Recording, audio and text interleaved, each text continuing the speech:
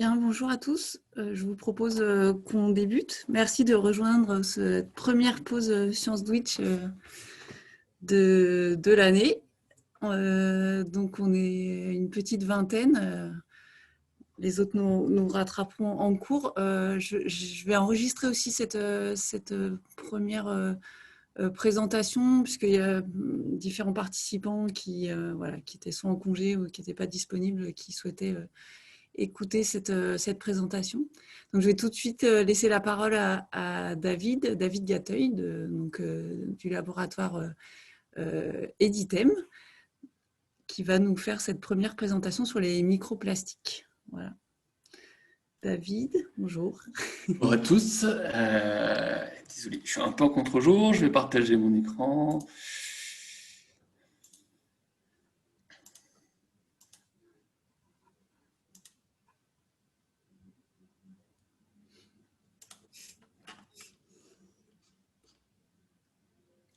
C'est bon, vous voyez tous ma présentation? Ouais, c'est parfait, merci. Bonjour à tous. Donc, je voudrais commencer par remercier Carole, Jean-Baptiste et Anne-Laurence qui ont pensé à moi pour l'inauguration de ces posts Science Twitch. J'en profite, vu qu'on a un peu de temps, pour remercier aussi tous les gens des réserves naturelles et puis tous les gens qui, de près ou de loin, participent à ces études sur les lacs d'altitude, puisqu'on a toujours besoin d'un peu de monde pour porter le matos et on trouve presque toujours des volontaires. Donc, je sais que j'ai vu qu'il y en avait quelques-uns dans les participants là, donc un grand merci à vous parce que vous rendez ces études possibles. Alors aujourd'hui, je vais vous parler des microplastiques dans les lacs de la vallée de Chamonix, enfin 4 lacs de la vallée de Chamonix. Alors il faut savoir que je vous présente plutôt ces lacs-là aujourd'hui, mais il y a une quinzaine de lacs qui ont déjà été étudiés dans le cadre du projet Plastilac, ce qui me permet au passage de remercier Emmanuel Nafrechou de l'université qui porte avec moi cette thématique des plastiques au sein du laboratoire. Et puis Frédéric Gillet, qui est le directeur de l'ONG Aqualti, qui se charge d'une grosse partie de l'organisation de ces missions, et qui arrive à fédérer autour de lui une équipe de volontaires qui aussi rendent ces missions sur les lacs d'altitude possibles. Alors, je vais m'arrêter là pour les remerciements. Je vais vous parler un peu de microplastique. Avant de vraiment rentrer dans les résultats, je vais juste resituer un peu le contexte en m'appuyant sur ce schéma-là qui est issu d'une publication de 2019 par Banks et Hanson, qui, d'après moi, représente assez bien les problématiques liées au plastique dans l'environnement. Je vais changer mon pointeur. Alors, les sources de plastique et de microplastique, il n'y a pas de doute, c'est des sources anthropiques. Là, on peut pas se tromper, mais ces sources-là, elles sont parmi les activités anthropiques relativement variées. Donc, on a tout ce qui va être les macro-déchets plastiques, les gros morceaux de plastique qui vont pouvoir se fragmenter et former des petits plastiques. Mais on a aussi tout ce qui est les vêtements synthétiques, qui notamment dans le cycle des machines à laver vont produire beaucoup de microfibres de plastique. Vous allez avoir l'abrasion des pneus, vous avez aussi des microplastiques dans les cosmétiques, notamment un peu d'abrasif dans les exfoliants. Vous pouvez avoir aussi des microplastiques qui sont déjà synthétisés comme microplastiques, qui vont servir à former des macroplastiques après, des gros objets en plastique. Et donc, toutes ces sources-là vont, d'une manière ou d'une autre, pouvoir se retrouver dans l'environnement. Alors, une des sources majeures, c'est évidemment les rejets de steppe, puisque toutes nos eaux usées qui contiennent pas mal de fragments de plastique et de microfibres vont se retrouver en station d'épuration. Les stations d'épuration ont plutôt des bons rendements pour abattre les microplastiques, mais même avec un rendement de 99%, si vous laissez passer qu'1% d'un flux énorme entrant, vous avez quand même un flux qui est conséquent à la sortie. Et donc tout ça va se retrouver dans le milieu aquatique. De la même manière, le lessivage des surfaces imperméables, notamment les routes, va entraîner un flux de microplastiques vers les rivières. Au sein des rivières, ces microplastiques peuvent se stocker ou être transférés à l'aval et potentiellement atteindre les lacs. Et c'est pour ça qu'on s'intéresse aux lacs, puisqu'ils vont être les récepteurs d'une partie de cette pollution. Donc ça, c'est l'érosion hydrique de microplastiques, les apports liés à l'eau de microplastiques. Donc vous avez aussi toute une érosion éolienne qui fait que vous pouvez avoir des transports de microplastiques potentiellement sur de longues distances liés à la contamination en microplastiques de l'atmosphère. Et donc là, ça fait vraiment le lien avec les lacs d'altitude, puisque nos lacs d'altitude, a priori, ils n'ont pas de steppe ou de route dans leur bassin versant. Par contre, il peut recevoir des apports via l'atmosphère de microplastiques. Alors, que deviennent ces microplastiques une fois dans l'environnement? Et ben, ça va énormément dépendre de leurs propriétés physico-chimiques. C'est ce que vous avez un peu représenté ici, hein, notamment les plastiques, vous en avez divers types, hein, avec des densités qui peuvent aller de 0,8 à 1,8 quasiment. Et donc, en fonction de cette densité, ils vont plutôt avoir tendance à flotter, donc on va les retrouver à la surface des masses d'eau, ou plutôt à sédimenter, et du coup, on va plutôt les retrouver dans les sédiments. Alors ça, c'est le cas idéal, hein, puisque un microplastique qui flotte, une fois qu'il est colonisé par du biofilm, bah, sa densité va changer, potentiellement il va couler, et donc on peut retrouver des plastiques qui sont censés être plus légers que l'eau, on peut les retrouver au fond sans souci. Et donc voilà, et c'est pas tout, ces microplastiques ils vont aussi interagir avec les polluants qui sont présents dans l'environnement, hein, qui vont pouvoir s'absorber sur les microplastiques, et donc les microplastiques, en se transférant dans les hydrosystèmes, vont aussi devenir des vecteurs de polluants. Alors il n'y a pas que les polluants qui peuvent s'absorber dessus, hein. Il y a déjà à l'origine, quand on construit des plastiques, il faut savoir qu'il y a à peu près 50% de la masse qui est le polymère du plastique et 50% qui est autre chose. Et dans ces autres choses, vous pouvez avoir des antioxydants, des anti-UV, etc., qui sont eux-mêmes des polluants et qui du coup vont être transférés avec les microplastiques. Et au cours de la fragmentation du plastique en microplastiques, vont pouvoir être relargués dans l'environnement avec des impacts potentiels sur les écosystèmes aquatiques. Ces impacts, je les laisse de côté, ce n'est pas le but de l'étude Plastilac. Nous, on est vraiment là pour étudier les transferts, et en particulier les transferts dans les lacs d'altitude. Alors, pourquoi les lacs d'altitude? Simplement parce que c'est des systèmes qui sont relativement simples. Le nombre de sources sont limités. Vous avez les apports atmosphériques, plus les randonneurs, grosso modo, et puis un peu les refuges, si vous avez un refuge dans votre bassin versant.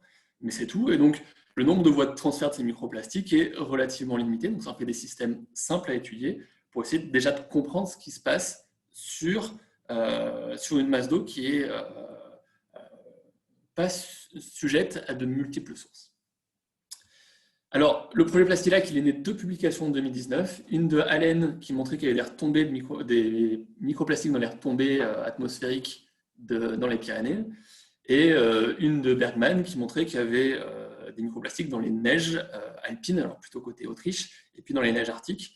Et donc, avec Fred et Manu, on s'est dit, si on a des retombées sur les massifs montagneux, qu'est-ce qui se passe dans les lacs de montagne? Donc on est parti en 2019 étudier un certain nombre de lacs, dont 3 lacs en Haute-Savoie, qui sont, donc là vous avez la vallée de Chamonix avec le massif du Mont-Blanc qui est au sud-est de la carte là. Et puis on a les 3 lacs qui sont ici, qui vont être le lac Vert, qui est un petit lac plutôt près du fond de vallée, hein. La superficie, c'est 1,4 hectare, une profondeur d'à peu près 9 mètres, à profondeur max, et une altitude de 1300 mètres. Alors ça, c'est un lac qui est accessible en voiture. Donc c'est un lac qui va être relativement fréquenté, notamment l'été, pour des activités de baignade. Le deuxième lac qu'on allait étudier, c'est le lac de Pormena. Donc lui, il est un peu plus élevé, 1945 mètres d'altitude. Il est un peu plus grand, 4 hectares, et à peu près une profondeur à peu près similaire, 9,5 mètres. Et c'est un lac qui va être beaucoup moins accessible, vous avez une piste 4x4 pour y monter, donc il va être relativement préservé des activités humaines, même s'il y a une tradition de baignade dans ce lac-là. Et puis le dernier lac, c'est le lac d'Anterne, donc lui il est beaucoup plus grand, 12 hectares, plus profond, 13 mètres de profondeur, et puis encore plus élevé, 2963 mètres.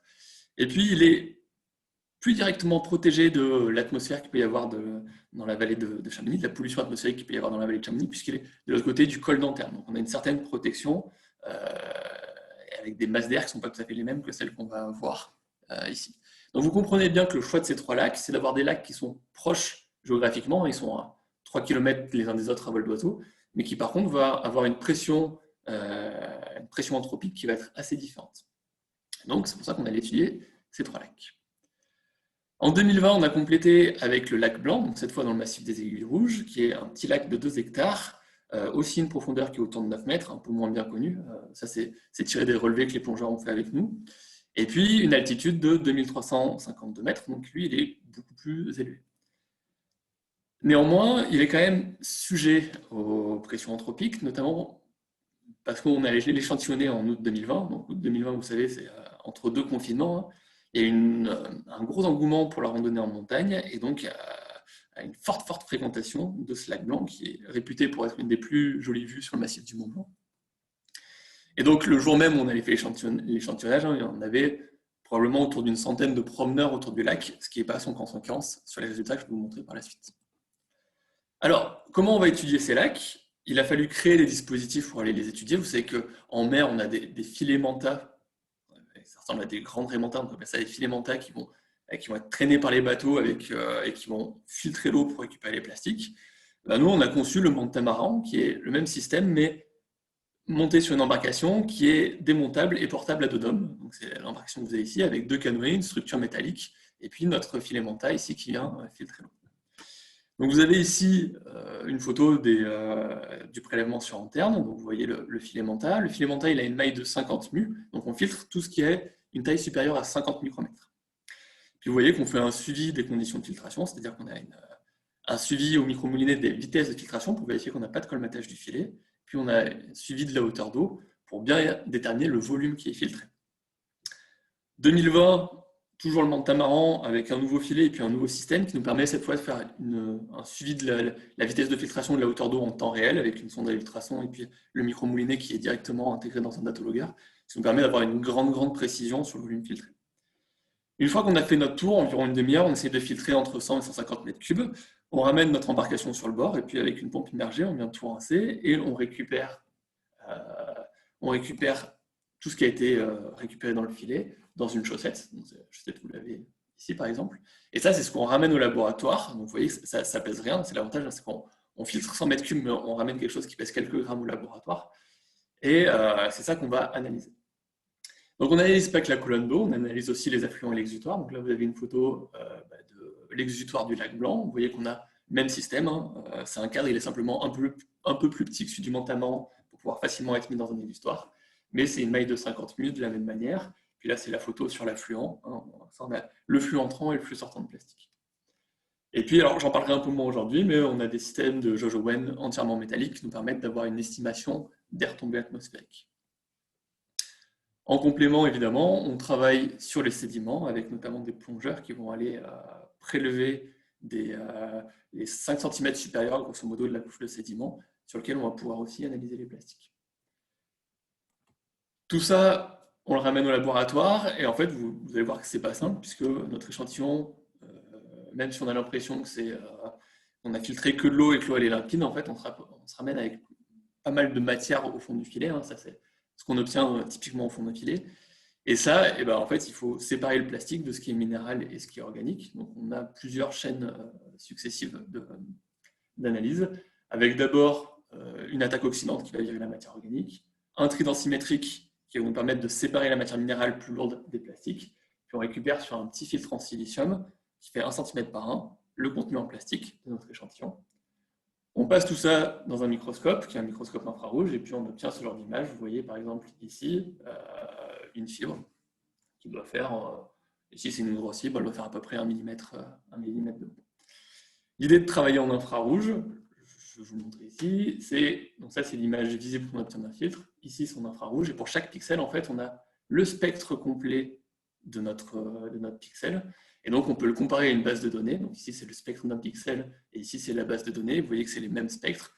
Donc, ça montre que dans ce pixel-là, on a du polypropylène, donc avec un research score de 0,8, ce qui est bon. Et donc, on sait qu'on a repéré une particule qui est bien du plastique et on peut donner la nature du plastique. Passons aux résultats. Donc, les résultats sur les sédiments, je vous les avais déjà présentés en mars. Donc, ça, c'est pas très nouveau. Il y a de nouveaux résultats par la suite. Donc, le lac d'Anterne qui est le plus élevé, on ne trouve pas de contamination dans les sédiments. Alors, il faut prendre quand même ça avec des pincettes, c'est-à-dire qu'on est en train d'essayer de développer un protocole pour travailler sur des plus grosses masses de sédiments, pour avoir quelque chose qui est peut-être plus représentatif. Là, on travaille sur des petites masses, et donc il est possible qu'on soit passé à côté des plastiques. Enfin, en tout cas, on a des grosses incertitudes sur les concentrations de plastique. Donc ça, c'est des résultats qui sont provisoires, qui vont être améliorés par la suite. Donc, Anterne, pas de contamination. Pormena, on a une contamination qui est de l'ordre de 500 microplastiques par kilogramme de sédiment. Et le lac Vert, on est de l'ordre de 2300 microplastiques par kilogramme de sédiment, ce qui est relativement important pour un lac non urbain. Mais jusqu'ici, on a quelque chose qui est assez cohérent avec ce à quoi on s'attendait, c'est-à-dire que la contamination des sédiments est proportionnelle à la pression anthropique qu'il y a sur les lacs. Et puis, on trouvait dans le lac Blanc quelque chose qui est aussi assez cohérent, hein, c'est-à-dire qu'on trouvait 730 microplastiques par kilogramme de sédiments, ce qui est l'ordre de grandeur qu'on trouvait dans le lac de Pormena. Et les deux lacs sont sujets à peu près au même type de source, c'est-à-dire pas de source directe puisqu'on n'a pas d'accès en voiture, mais des randonneurs qui peuvent être assez fréquents et puis potentiellement des baigneurs. Alors, la dernière fois que j'ai présenté ces résultats, Charline, pour ceux qui la connaissent, avait fait une remarque assez pertinente, c'est qu'il est difficile de comparer des stocks dans le sédiment, de microplastiques dans le sédiment, puisque tous ces lacs ont des taux de sédimentation qui sont assez différents et du coup, on peut avoir des effets de dilution qui sont assez différents. Donc maintenant, je vais plutôt vous présenter des résultats sur la colonne d'eau où, pour le coup, on peut plus facilement faire des comparaisons. Alors déjà, je voudrais corriger, pour ceux qui m'ont déjà vu présenter ces résultats, hein, jusqu'à présent, sur la colonne d'eau, je vous présentais deux résultats qui étaient issus des analyses faites par l'ESU en 2019 et qui nous disaient qu'il n'y avait pas de contamination dans le lac d'Anterne et qu'il y avait une contamination de l'ordre de 1,2 microfibres par mètre cube dans le lac de Pormena. En fait, maintenant qu'on a nos propres moyens d'analyse, on a échantillonné, on a réanalysé certains échantillons, en fait, on trouve des résultats qui sont assez différents. Donc, ça montre que ces résultats-là, ils sont quand même voués à évoluer avec la technologie. On est capable, nous, de descendre plus bas en termes de taille de particules que ce que pouvaient faire les yeux, et on a adapté les protocoles de pré-traitement aux conditions des lacs d'altitude. Et donc, vous voyez que, en fait, nous, ce qu'on trouve, c'est une contamination de l'ordre de 2,4 microparticules par mètre cube dans le lac d'Anterne, donc pas une contamination qui est nulle, contrairement à ce qu'on pensait avant, et quelque chose qui est assez similaire sur le lac de Pormena. Et donc là, vous voyez qu'on a quelque chose qui est plus difficile à justifier, c'est-à-dire qu'on a des lacs qui ont des pressions anthropiques qui sont un peu différentes, mais qui vont quand même avoir des contaminations assez similaires. Si on regarde l'ensemble des lacs, et on s'aperçoit, donc là vous avez toujours lac d'Anterne à 2,4 microplastiques par mètre cube, lac de Pormena aussi à 2,4 microplastiques par mètre cube, et le lac Vert qui est le plus soumis aux pressions anthropiques, on s'aperçoit qu'on a une contamination qui n'est pas significativement différente, qui est 1,9 aux incertitudes près microplastiques par mètre cube. Et donc, sur ces trois lacs-là, on a, pour la colonne d'eau, des contaminations qui sont relativement similaires. Alors, ça peut vouloir dire deux choses, mais l'hypothèse que nous on a fait, c'est de dire peut-être que les contaminations de la colonne d'eau, elles sont relativement rapides dans le temps. C'est-à-dire que si on a des renouvellements rapides de l'eau, peut-être que ces contaminations, elles ne restent pas. Et il se trouve que ces trois lacs, on les a fait le matin, tôt le matin, avant qu'il y ait de la présence de baigneurs, qu'il y ait de la présence de randonneurs, etc. Et donc peut-être que ce qu'on a, en fait, c'est le bruit de fond de la contamination. Ça, c'est l'hypothèse qu'on fait. Et quand on regarde la contamination dans la colonne d'eau du lac Blanc, on n'a pas du tout la même chose. Là, on avait un lac qui était très fréquenté, on a fait l'échantillonnage en journée avec déjà beaucoup de randonneurs autour, et on a une contamination qui est de l'ordre de 17 microplastiques par mètre cube, soit grosso modo 10 fois plus que ce qu'on avait dans les autres lacs en 2019. Et donc ces résultats-là, ils tendent à suggérer que la fréquentation des lacs, en fait, elle n'est pas bénigne en termes de contamination de la colonne d'eau en tout cas. Les sédiments, ça peut être différent. Autre point qui est intéressant à observer, c'est les fibres. Pourquoi on s'intéresse aux fibres? C'est que les fibres, c'est vraiment lié aux vêtements, et donc ça peut être un marqueur de la contamination lié aux randonneurs, qui vont rarement amener des fragments avec eux, mais plutôt des fibres avec leurs vêtements synthétiques.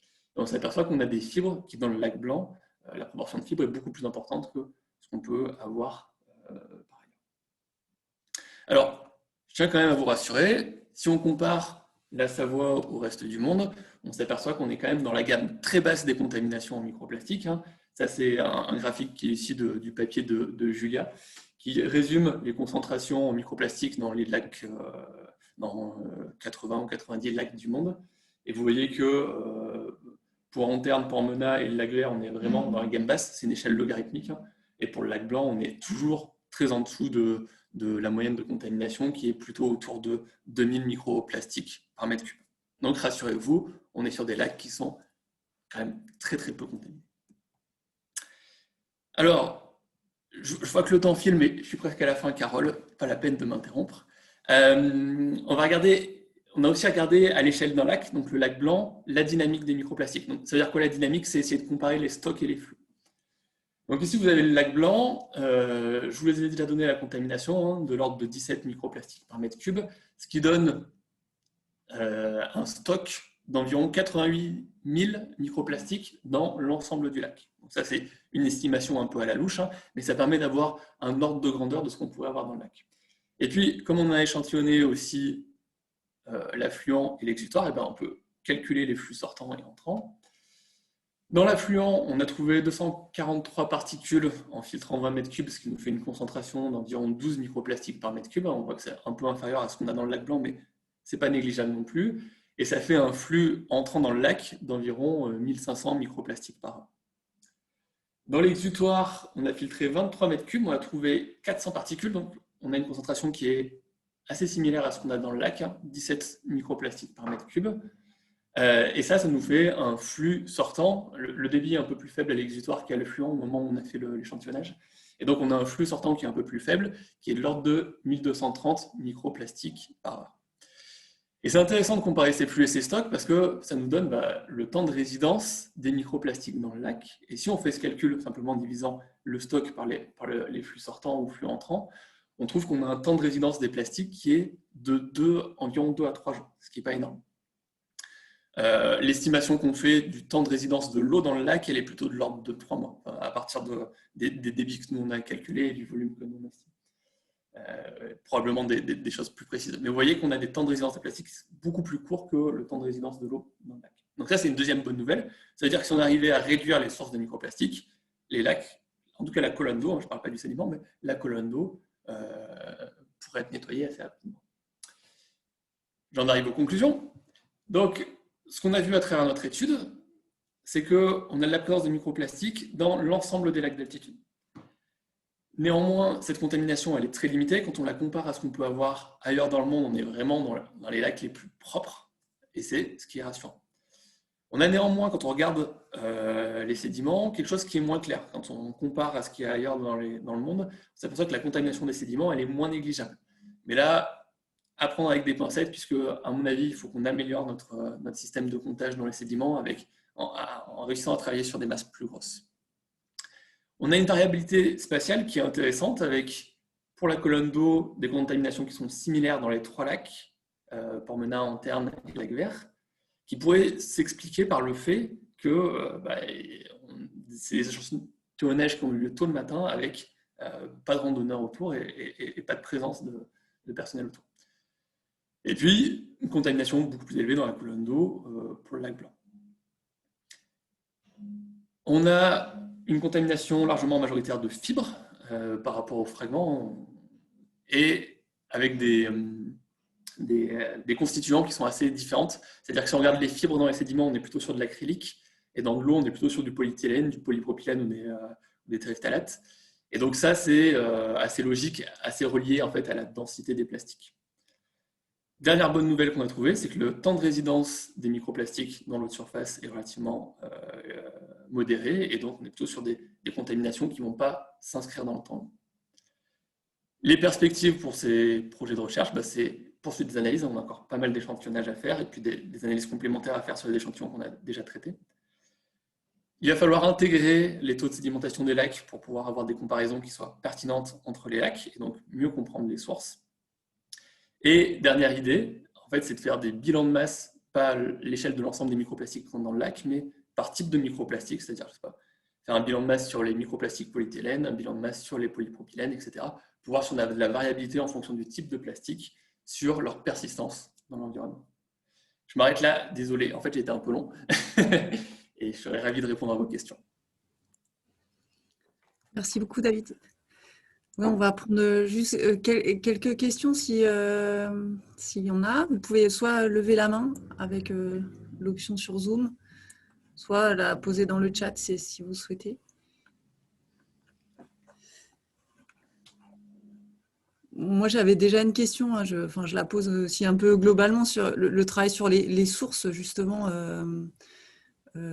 et d'arriver à départager en fait ce qui pourrait provenir vraiment du local et des personnes qui fréquentent le site vraiment très localement, et de ce qui pourrait venir de l'atmosphère. Ça, c'est possible. Il y a plusieurs choses. Nous, on a fait des études de suivi des retombées atmosphériques. Alors, malheureusement, on se rend compte maintenant, on est probablement peu représentatif. En fait, je vous ai montré, on met une grosse jauge Owen métallique qui permet de récupérer les dépôts atmosphériques. Ça marche plutôt pas mal sur certaines choses, mais peut-être pas sur les plastiques. Pourquoi? Parce que en fait, les plastiques, ils se déposent dans la jauge Owen, et s'il n'y a pas une pluie derrière, ils ne tombent pas dans le filet qui est en dessous. Et du coup, en fait, ces plastiques-là, ils se déposent et puis ils peuvent être remobilisés le jour d'après. Et comme on a laissé les jauges Owen sur des périodes un peu longues, de 1 mois, 2 mois, je pense qu'on n'est pas très représentatif. Et d'ailleurs, quand on compare à ce qui a été fait ailleurs dans les Pyrénées, par exemple, on a un facteur 7 dans nos retombées, quasiment. Donc, je pense que l'estimation de nos retombées est probablement un peu biaisée, ce qui est dommage puisque ça ne va pas nous permettre de, de vraiment déterminer les retombées comme source et de quantifier les contributions des retombées comme source de microplastiques. D'accord. Donc ça, c'est le premier point. Et le deuxième point, ce qu'il faudrait faire, et ce qu'on ne fait pas pour l'instant dans Plastilac, c'est que c'est des campagnes one-shot. On monte sur un lac, on l'échantillonne à la journée, on revient. La seule vraie solution, c'est de faire un suivi journalier, puis d'aller tous les jours sur le lac, et puis noter la fréquentation, voir s'il y en a beaucoup, s'il n'y en a pas beaucoup, voir si ça varie dans le temps, si les contaminations varient dans le temps ou pas. Et ça, c'est probablement la prochaine étape, aller se faire... Quand je suis volontaire pour aller faire 2 semaines au bord du lac Blanc et faire des prélèvements tous les jours, moi, ça me va. Quantifier les pressions, c'est une des questions qu'on a, nous, en tant que gestionnaire d'espaces naturels, c'est arriver à mieux quantifier les pressions qu'il y a sur les différents milieux naturels, et c'en est une en tout cas. Il y a une question dans le chat sur est-ce qu'on peut considérer les sports d'hiver, notamment ceux qui sont exercés en montagne comme le ski, vu le nombre important de pratiquants de ce sport pendant la saison, comme source de pollution microplastique, sachant que les équipements de ce sport sont constitués par des matériaux composites, par exemple revêtements, semelles de ski, comme le polyéthylène. Alors, c'est possible, ça fait partie des choses. Alors là, pour le coup, on ne va pas trop travailler sur les lacs d'altitude parce que quantifier le nombre de skieurs l'hiver, c'est assez compliqué dans ces domaines-là. On est en train de monter des projets avec certaines stations de ski pour essayer d'aller faire les microplastiques à la sortie des glaciers ou des pistes de ski pour essayer de voir si effectivement c'est une source significative. À l'échelle des lacs d'altitude du projet qu'on a fait là, je pense que ça serait très difficile à quantifier. Une possibilité, ça serait d'aller échantillonner les affluents en période de fonte et de voir si on a des apports de la neige où les skieurs sont passés. Mais encore une fois, c'est compliqué parce que la neige induit aussi des dépôts assez importants de microplastiques. En fait, le fait que on a des effets aérodynamiques au niveau du manteau neigeux qui augmentent la sédimentation des microplastiques comparé à un sol nu. Donc, c'est des questions qui sont assez complexes. L'interaction microplastique-manteau neigeux, c'est assez complexe. D'accord. Il y a une question de Marie-France Leccia du Mercantour sur est-ce que, je ne sais pas si vous avez déjà les analyses du Lausannier, du lac du Lausannier. Oui, j'ai les analyses du Lausannier. Est-ce que c'est comparable, elle demande, ou est-ce qu'on voit l'influence de la plaine du Pô? Non, c'est comparable. De mémoire, sur les premières analyses. Alors, j'ai pas détaillé, mais en fait, on a 3 méthodes de comptage. Et le Lausannier, j'ai pas encore transmis les données parce que j'ai fait qu'une des méthodes de comptage qui peut louper certaines fibres. Et du coup, on est entre 50 et 150 microplastiques dans les échantillons. Et grosso modo, c'est les mêmes volumes filtrés, donc c'est une centaine de mètres cubes. Donc on est un peu plus bas, entre 0,3 et 1,5 microplastiques par mètre cube. D'accord. Il y avait une question de Marie Ray d'Aster. Qu'est-ce qui explique les taux de contamination des lacs de Haute-Savoie plus faibles que le reste? Dans le monde, c'est en fait le chercheur est feignant, donc le chercheur il va au bord de la route pour aller échantillonner les lacs, à part nous. Et donc il y a énormément d'études, en fait c'est des lacs de plaine où même ceux qui sont qualifiés comme ruraux, dans l'étude de Julia, en fait souvent il y a des stations d'épuration dans les bassins versants, etc. Et donc c'est des sources, c'est des lacs qui sont beaucoup plus grands, mais qui ont une pression anthropique qui est beaucoup plus importante. Et donc, en référence à la Haute-Savoie, c'est d'avoir le lac Léman, ou lac d'Annecy en comparaison, ça pourrait être intéressant. Je ne sais pas si ça fait partie des données qu'on a déjà. Mais... Alors, Julia, dont j'ai présenté une figure du papier là, elle fait sa thèse sur le lac d'Annecy et le lac du Bourget, donc on aura des résultats là-dessus aussi. Mais ce qu'on voit, c'est qu'ils sont beaucoup plus contaminés. Je n'ai pas l'énumération en tête exacte, puisque c'est elle qui les fait. Mais juste en regardant les filtres, en fait, on voit qu'ils sont beaucoup plus contaminés que ce que nous on peut avoir dans les lacs d'altitude. Ok, on va prendre une dernière question pour rester un peu dans les temps. C'est est-ce qu'il y aurait déjà des préconisations à faire aux randonneurs? Venir tout nu. Le naturisme. Non, non, alors il y a de plus en plus de marques qui proposent des vêtements en coton, des choses comme ça, ou en lin. Ça serait une solution. Après, c'est peut-être pas la solution idéale. Je sais pas. Il faut valider le fait que l'influence des randonneurs soit la source des fibres qu'on trouve dans la colonne d'eau du lac Blanc, hein. Ça peut être aussi l'effet du refuge à côté, ça peut être d'autres choses. Mais voilà, après, à partir du moment où on porte des vêtements synthétiques, on risque d'émettre des plastiques, alors pas forcément en grande quantité, hein, mais c'est un risque, quoi. Donc à venir tout nu ou à venir avec des vêtements en fibres biologiques, c'est un peu les seules solutions.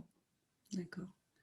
Allez, je me permets encore une dernière question d'Aurélie Boissesson qui travaille à EPIA là, et qui pose la question de est-ce que c'est prévu de regarder justement l'impact, tu disais a priori non pour l'instant, mais l'impact sur la faune, la flore, quantifié dans d'autres En organismes. fait, au début, c'est une question qu'on se posait en se disant si on trouve des concentrations un peu élevées, il faudrait aller voir les contenus stomacaux des poissons, etc. C'est notamment c'est envisagé sur le lac Merlet dans le parc de la Vanoise. La difficulté, c'est qu'en fait, on est sur des concentrations qui sont quand même extrêmement faibles et qu'aller trouver des microplastiques dans les tissus biologiques, c'est encore plus compliqué que dans les sédiments et que dans la colonne d'eau. Et donc, on risque d'être sur des concentrations relativement faibles et de passer à côté. Donc, est-ce que ça vaut vraiment le coup d'aller disséquer un poisson pour des concentrations qui sont aussi faibles que ça? C'est une question qu'il faut poser, quoi. Mais avec ces concentrations-là, je ne suis pas sûr qu'on voit des effets sur la faune. La flore, ça peut être différent. Mais... D'accord. Merci beaucoup à toi, David. Merci à tous de votre participation. Merci à vous. Merci aussi à Editem et à l'INRAE d'avoir relayé. Voilà. Et puis, on vous donne rendez-vous dans un mois. Le sujet est encore en discussion, mais voilà, vous serez très vite informés pour cette prochaine pause Science Twitch. Je vous souhaite bon appétit si vous n'avez pas encore mangé. Et puis, à très bientôt. Bonne journée à vous. À bientôt. Salut.